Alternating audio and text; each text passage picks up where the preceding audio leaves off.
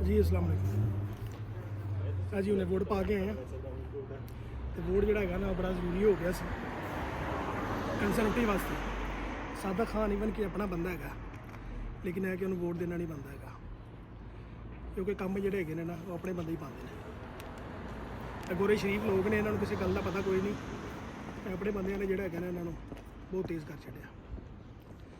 तो दूसरी गल है कि शाह से ज़्यादा शाह के वफादार, तो बाकी आप समझते हो। तो मैं बड़ा आखिया हर रोड जोड़ा है ना वो बंद है, ठीक है, इंज गुजारे नहीं होंगे हर पासे जिन्होंने कहते ना जुर्माने तो जुर्माने। मैं तुहानू दस नहीं सकता किन्ने को जुर्माने मैं पे कर सकता, ठीक है।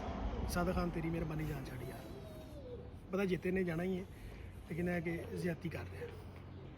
तो दूसरी गल कि यार अंदर वोट पा के आया वहाँ, अंदर उन्होंने मास्क भी बकायदा रखे ने, सैनीटाइजर भी पिया, पेंसिल भी पल्लियों दे रहे हैं, ठीक है।